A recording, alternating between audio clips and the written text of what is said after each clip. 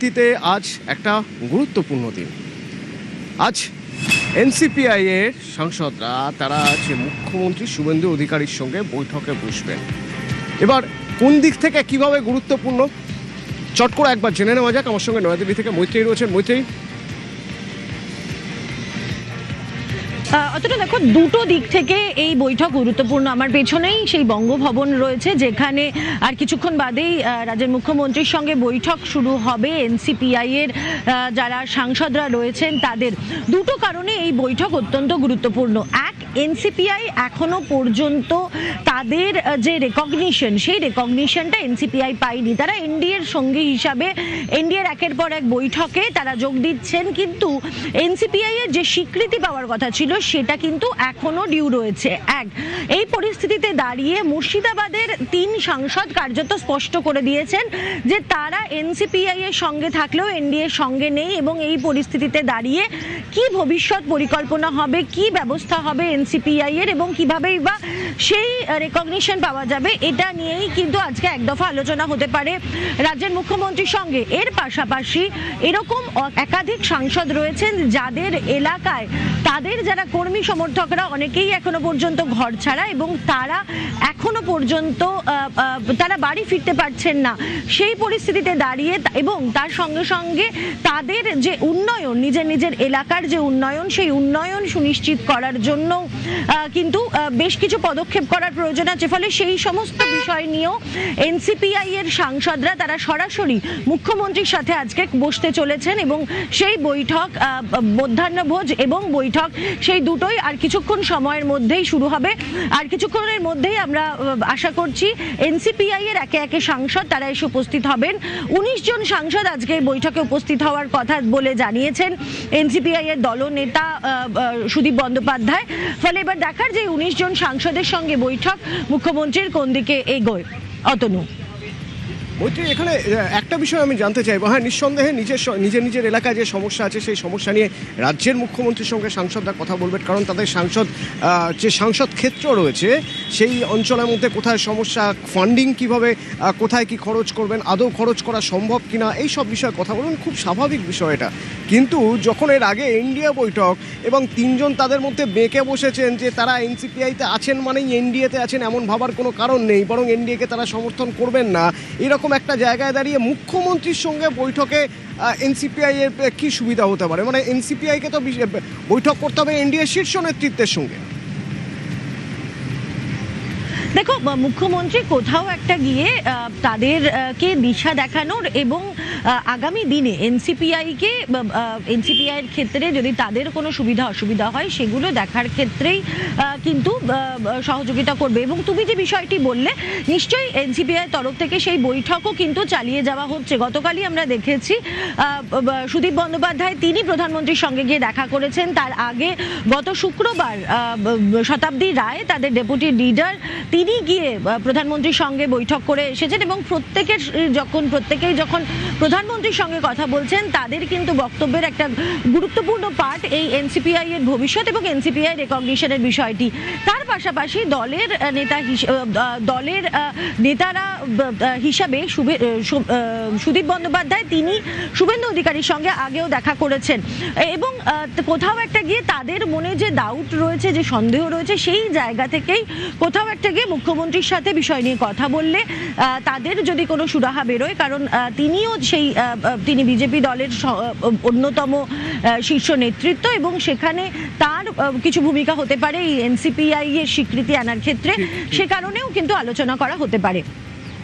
মৈত্রীর সঙ্গে থাকো, তুমি যেমন বলছিলে ঠিক সেরকম এই বৈঠকের আগে সুদীপ বন্দ্যোপাধ্যায় তিনি কি বলছেন একবার শুনে নি। কিছুক্ষণের মধ্যেই তো বৈঠক শুরু হবে, তার আগে শুনে নেওয়া যাবে। কেউ কেউ তো জানিয়ে দিয়েছে, যারা ফিল্ম বা জগতে, কেউ বলেছে আমি দুবাইতে আছি, দেব যেমন জানিয়েছে, কেউ বলছে লাদাখে আছি, এরকম কিছু কিছু হয়েছে। কিন্তু সে অর্থে আমাদের মধ্যে 20 জনই আছে। সম্ভবত আমরা আজকে শুভেন্দুর বৈঠকে 19 জন থাকবো, দেব হয়তো আসতে পারবে না। মৈত্রী, এর আগে আরেকটা বৈঠক হয়েছে, তা হলো এনডিএর সঙ্গে এনসিপিআই সাংসদদের বৈঠকে, এবং উল্লেখযোগ্যভাবে সেই বৈঠকে এনসিপিআই সব সাংসদরা ছিলেন না, তাদের নিজস্ব কিছু বক্তব্য রয়েছে। এখান থেকে আমার কিছু প্রশ্ন থাকবে মৈত্রী, যে এনসিপিআই এর সাংসদরা বা এনসিপিআই এর মানে স্পোক্স পার্সন হিসেবে শুরু থেকেই কাকলি ঘোষ দস্তিদার বলো বা সুদীপ বন্দ্যোপাধ্যায় তারা কিন্তু বরাবর বলে আসছিলেন যে তারা এনডিএর সহযোগী হিসেবে কাজ করতে চান এবং এদের ডাকে সাড়া দিয়েই এই কাকলি ঘোষ দস্তিদার সুদীপ বন্দ্যোপাধ্যায় এদের ডাকে সাড়া দিয়েই বাকি সাংসদরা এসেছিলেন, তারা এনসিপিআইতে যোগ দিয়েছিলেন। এখন তারা বলছেন যে তারা এনসিপিআইতে যেমন আছেন কিন্তু তারা এনডিএর সঙ্গে নেই। এটা এনসিপিআই এর নিজের জন্যই তো একটা অস্বস্তির জায়গা। নিঃসন্দেহে দেখো এটা এনসিপিআই এর জন্য একটা বড়সড় অস্বস্তির জায়গা, তার এবং তাদের যে অবস্থান সেই অবস্থানের ক্ষেত্রে কিন্তু একাধিক বিষয় বা একাধিক যে ইকুয়েশন সেটারও কিন্তু বদলে যাওয়ার কথা। কারণ এই সাংসদরা তারা এক সময় যখন এনসিপিআইতে এসেছিলেন তখন কিন্তু তারা এটা জেনেই এসেছিলেন যে এনসিপিআই এনডিএ কে সমর্থন করতে চায় এবং যেটা আমরা সূত্র মারফত যেটা জানতে পারছি যে এই সাংসদদের এনসিপিআইতে যোগ দেওয়ার ক্ষেত্রেও কিছুটা তাদের নিজেদের এলাকার সমস্যার কথা এবং নিজেদের এলাকা নিয়ে কিছু টানাপোড়েন সেই সমস্ত থাকার জন্য কিন্তু কিছুটা দ্বিধাদ্বন্দ্ব তৈরি হয়েছিল, কিন্তু শেষ পর্যন্ত তারা এনসিপিআইতে জয়েন করেন। এবার তারা বলছেন যে তারা এনসিপিআই এর সঙ্গে রয়েছেন কিন্তু এনডিএর সঙ্গে নেই এবং এই নিয়ে তারা দ্বিতীয় বৈঠক এনডিএর জোট শরিকদের যে দ্বিতীয় বৈঠক যার অন্যতম যাতে উপস্থিত থাকেন খোদ প্রধানমন্ত্রী কেন্দ্রীয় স্বরাষ্ট্রমন্ত্রীরাও, সেই বৈঠক তারা এড়িয়ে চলেন এবং তারা স্পষ্ট করে দিলেন যে তাদের এনডিএর সঙ্গে তারা থাকবেন না এবং তারা প্রয়োজনে যদি তাদের ভোটারদের স্বার্থ কোথাও হানি হচ্ছে বলে মনে করেন তাহলে তারা এনডিএর বিরুদ্ধে গিয়ে ভোট দেবেন।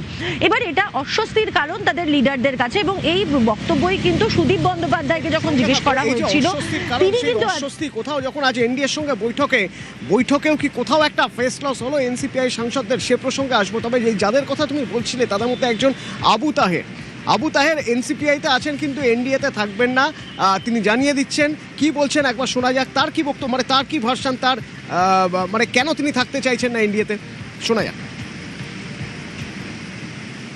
মুখ্যমন্ত্রী ডেভেলপমেন্টের ব্যাপারে ডেকেছেন, তিনি বাংলার মুখ্যমন্ত্রী, বিভিন্ন আমার উন্নয়নের কাজ আছে। প্রশাসনিক মিটিংয়ে আমরা গেছি, এমএলএরা এমপিরা সবাই প্রশাসনিক মিটিংয়ে ডাকছে, প্রশাসনিক মিটিংয়ে যাচ্ছি, দিশা কমিটি মিটিংয়ে ডাকছে, সেখানে যাচ্ছি। এলাকার উন্নয়নগুলো যদি না হয় তাহলে তারা আরো আমরা পিছিয়ে যাব। আমরা তো বলেছি এনডিএতে আমরা থাকবো না, আমরা বিজেপিতেই হব। সমস্যা সব থেকে বেশি বাংলায়, আমাদের বিভিন্ন কাজকর্ম নিয়ে, বিভিন্ন এলাকার উন্নয়ন নিয়ে কোনোভাবেই কোনো মতেই বিজেপিও করবো না, এনডিও করবো না, এটা আপনারা নিশ্চিত থাকুন। এনডিএর আজও মিটিং ছিল, আমরা যাইনি, 3 জন সাংসদই আমরা যাইনি।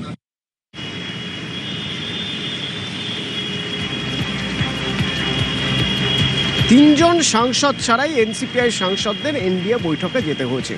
তো সুদীপ বন্দ্যোপাধ্যায় কি বলছেন এ প্রসঙ্গে?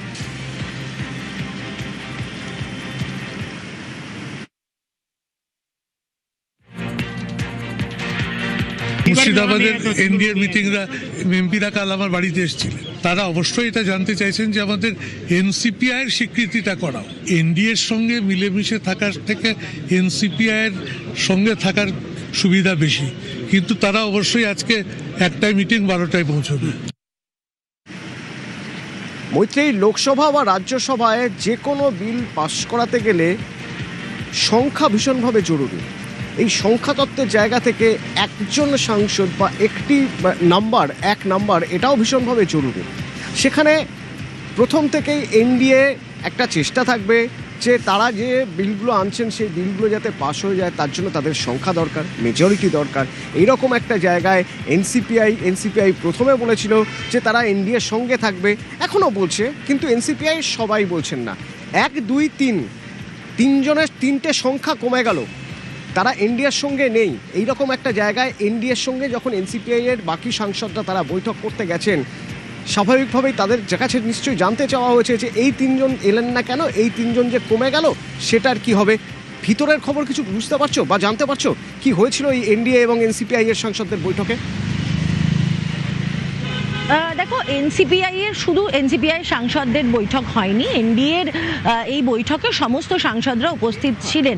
তবে নিঃসন্দেহে এই যে অনুপস্থিতি এনডিএর যারা শীর্ষ নেতৃত্ব রয়েছে বা বলা যেতে পারে বিজেপির যারা শীর্ষ নেতৃত্ব তাদের যে নজর এড়ায়নি সেটা কিন্তু বলাই বাহুল্য এবং সেই জায়গায় দাঁড়িয়েই কিন্তু এনসিপিআই এর তরফ থেকে বারবার করে এটাই বলার চেষ্টা করা হচ্ছে যে তারা একসঙ্গে রয়েছেন, তাদের দল থেকে কেউ অন্য কোথাও যাচ্ছেন না।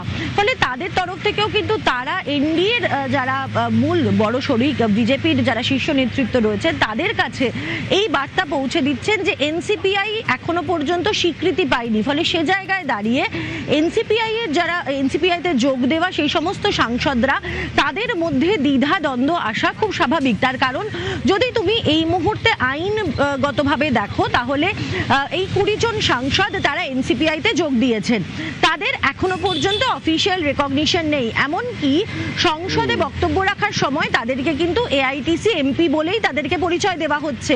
অন্যদিকে তৃণমূল কংগ্রেস অর্থাৎ কালীঘাট তৃণমূল কংগ্রেসের তরফ থেকে অভিষেক বন্দ্যোপাধ্যায় এই 20 জনকে ডিসকোয়ালিফাই করা হোক অর্থাৎ তাদের সাংসদ পদ থেকে বরখাস্ত করা হোক সেই আবেদন দিয়ে রেখেছেন। ফলে যতক্ষণ না পর্যন্ত এনসিপিআই এর সাংসদরা এনসিপিআই এর সাংসদ হিসেবে রেকগনাইজড হচ্ছেন ততদিন পর্যন্ত এই সাংসদদের কিন্তু একটা বলা যেতে পারে তারা একটা বিপদের সামনে রয়েছেন। এবং সেই জায়গায় দাঁড়িয়েই এনসিপিআই এর সাংসদদের তরফ থেকেও বা তাদের যারা দলনেতা রয়েছে তাদের তরফ থেকেও কিন্তু এনডিএ কে চাপ দেওয়ার চেষ্টা করা হচ্ছে যে এই দলকে ধরে রাখার জন্য এনসিপিআই এর স্বীকৃতি সবার আগে প্রয়োজন। সেই স্বীকৃতি আদায় করার জন্যই কিন্তু আমরা দেখছি একাধিকবার একাধিক শীর্ষস্থানীয় নেতার সঙ্গে তারা বৈঠক করছেন। যতক্ষণ না পর্যন্ত সেই স্বীকৃতি আসছে ততক্ষণ পর্যন্ত এই 20 জন সাংসদের ওপর জোর খাটাতে পারছেন না তাদের এনসিপিআই এর নেতৃত্ব। তার কারণ তাদের কাছে যে বলার যে পাল্টা জায়গা সেই জায়গাটা কিন্তু কোথাও একটা গিয়ে জমি হারাচ্ছেন তারা।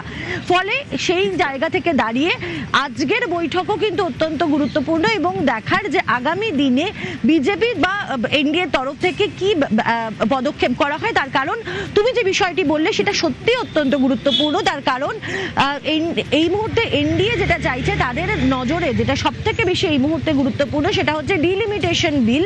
সেই ডিলিমিটেশন বিল যেহেতু একটি সংবিধান সংশোধনী বিল তার জন্য 2/3 মেজরিটি দরকার সেটা ভোটের পাশ করানোর জন্য যে কোনো সংবিধান সংশোধনীর মতোই। ফলে এই 2/3 ভোট পাওয়ার ক্ষেত্রে যদি একটা বা দুটো ভোটও কম এনডিএর কাছে ঠিকই বলেছো মৈত্রী, এই সংখ্যাটা ভীষণভাবে জরুরি। তো সেই সংখ্যা কিভাবে জোগাড় হয় কি হয় দিল্লির রাজনীতি কোন পথে আমাদের তো দিনভর আছে নজর থাকবেই। তবে ওই যে এনডিএর বৈঠক সেখানে এনসিপিআই যে সাংসদরা গিয়েছিলেন ওই বৈঠকে তাদের মধ্যে একজন বাপি হালদার তিনি বেরিয়ে এসে কি বলছেন বৈঠকের পরে একবার শুনে নেওয়া যায়। সুন্দর বৈঠক হয়েছে, গভর্নমেন্ট কিভাবে চলছে তার রূপরেখা তার দিশা আজকে সবাইকে তারা দিলেন এবং আমরা দেখলাম। কিছুক্ষণের মধ্যে মুখ্যমন্ত্রী শুভেন্দু অধিকারীর সঙ্গে এনসিপিআই সাংসদদের বৈঠক হবে। সেই বৈঠক সৌগত রায় কিভাবে দেখছেন, আরেক সাংসদ সৌগত রায় কিভাবে দেখছেন শুনুন।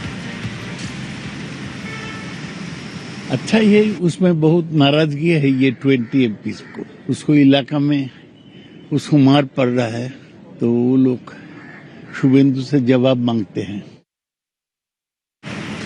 এ প্রসঙ্গে বলতে গিয়ে এনসিপিআই সাংসদদের সম্পর্কে দিলীপ ঘোষ বলছেন ভবিষ্যৎ এনসিপিআই এর ভবিষ্যৎ কি করে থাকবে, ওদের তো ভূতও নেই। যার ভূত নাই তার ভবিষ্যৎ কি? এইসব বৈঠক মিটিং রাজনীতি চলতেই থাকে, রেজাল্ট দেখুন কি হয়, কে কার সঙ্গে আছে কার সঙ্গে নাই। কিছু লোক আমাদের এখানে যেন খুব বড় অফিসার তিনি রাজ্যসভায় গিয়েছিলেন, তার নাম শোনা যাচ্ছেন, উনি কোথায় আছেন? এরকম আরো কিছু নেতা চুপ করে আছেন, তদন্ত কমিটি ঘোষণা করা উচিত। আমাদের বাবুল সুপ্রিয় কোথায় আছেন? বিখ্যাত লোকেরা তো একসময় এরা খালি সামনে আসতো, এদেরও মতামত আবার নিন তো ওনারা কি ভাবছেন। এই বৈঠকে কি হবে না হবে এ প্রসঙ্গে যখন অগ্নিমিত্রা পলের কাছে জানতে চাওয়া হয় তখন রাজ্যের মন্ত্রী অগ্নিমিত্রা পল তিনি বলছেন যে শীর্ষ নেতৃত্বই চূড়ান্ত সিদ্ধান্ত নেবে কি হবে না হবে। সব বিষয়ে কমেন্ট করার অধিকার কিন্তু আমাদের পার্টিতে নেই। আমি হতে পারি একজন বিধায়িকা, আমি হতে পারি আমাকে দল আমাকে মন্ত্রী বানিয়েছে, তার মানে এটা নয় যে দলের যে কোনো বিষয়ে আমি আমার বিশেষ কমেন্ট দেবো। এই অধিকার বিজেপি কাউকে দেয়নি। শীর্ষ নেতৃত্ব রয়েছেন, মাননীয় গৃহমন্ত্রী রয়েছেন, মাননীয় প্রধানমন্ত্রী রয়েছেন, মাননীয় মুখ্যমন্ত্রী রয়েছেন, তারা ডিসাইড করবে আগামী দিনের জন্য দলের জন্য কি ভালো হবে, দেশের জন্য কি ভালো হবে, রাজ্যের জন্য কি হবে। That is first, nation first. আগে দেশকে বাঁচাতে হবে, তারপর এইসব রাজনীতি।